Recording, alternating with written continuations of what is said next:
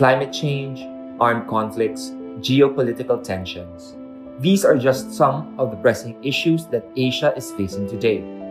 But there is one crucial predicament, one that is just recently being discussed in social discourses, that puts pressure on the region, and one that will have tremendous ramifications for its billions. Asia's population is aging. There has been a marked increase in the pace of population aging in most countries across the region since the new millennium, and projections show a continuing and accelerating upward trend. A 2024 report by the Asian Development Bank projects that by 2050, the number of people aged 60 and older in developing Asia and the Pacific will nearly double at 1.2 billion, about a quarter of the population, highlighting the urgent need for improved pension, welfare, and healthcare systems. Currently, 40% of older adults lack pensions, with women most affected due to unpaid domestic work. Many work past retirement, and 94% of those over 65 do so in informal jobs without protection or benefits. To illustrate this issue further, let's focus on Taiwan. With around 24 million Taiwanese, it is listed as a highly urbanized population. Here, the pattern is clear. Declining fertility rates and increasing life expectancy are rewriting the demographic narrative. In 1951, the birth rate is at 7 births per woman, and by 2021, that number had plummeted to 0.97 births. Thanks to advances in science and medicine, people are living longer.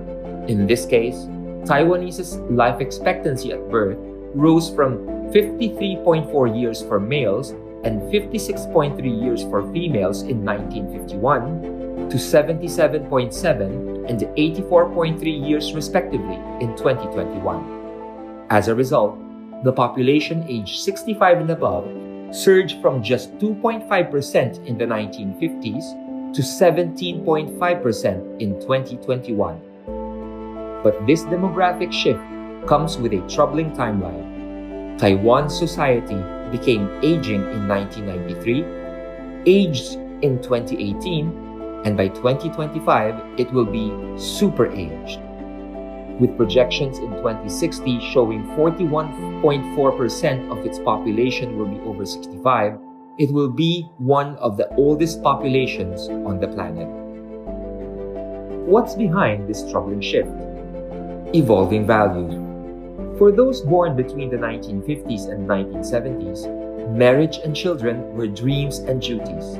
Today, younger generations face a harsher reality. Many see family life not as an aspiration, but as an economic burden and hindrance to their careers. Why start a family when housing costs are at an all-time high? In 2024, the house price to income ratio hit 9.82. Meaning the average home costs nearly 10 years of the average household's income. Job opportunities are increasingly centralized in high-cost urban centers, while wage growth remains stagnant. Young Taiwanese have become more individualistic, and the decline in fertility and marriage rates has become inevitable. But the measurement is not just about numbers. It is about what happens next.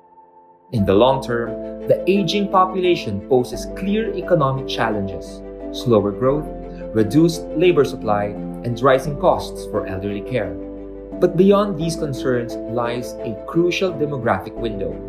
As the aging curve steepens further, Taiwan will start to lose its demographic dividend in 2028, as projected by Taiwan's National Development Council. By 2040, every 2 working-age people aged between 15 and 64 years will need to support 1 elderly person, compared to the 2022 ratio of 4 to 1. The consequences do not stop there.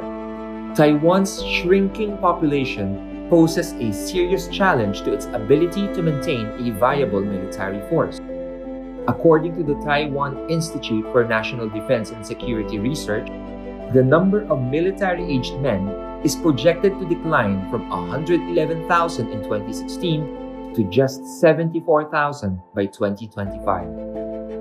While the government plans to bolster its southern defenses by building new military bases, a pressing question remains.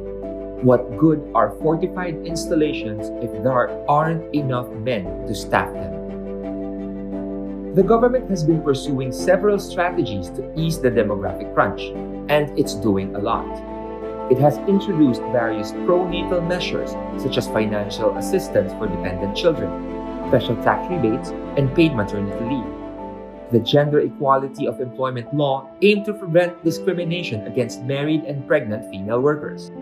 And in 2008, the Ministry of the Interior encouraged firms and businesses to adopt family-friendly workplace practices and create child-safe environments. But so far, the results are clear. Fertility rates remain critically low. In 2023, a strategic shift was approved, an Age Tech Industry Action Plan designed to harness science and technology to serve aging adults. The plan advances strategic measures in industry development, digital empowerment, upgraded care, and optimized services, all for the benefit of the growing silver population. As early as 2010, local governments conducted detailed surveys of senior residents, collecting data to inform community-based care systems. Programs emerged that prioritized local living, social connection, senior wellness, and senior-friendly urban planning. Nonprofits have stepped in too.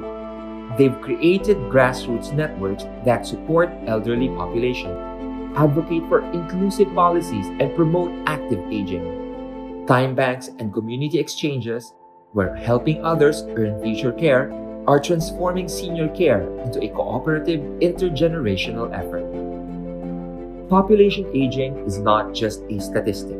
It is a profound societal shift, one that touches on economics, healthcare, identity, and the human experience itself. With the right tools such as science, innovation, and compassion, Taiwan's demographic challenge can become a testament to resilience. After all, it is not just about managing aging, it is about reimagining aging.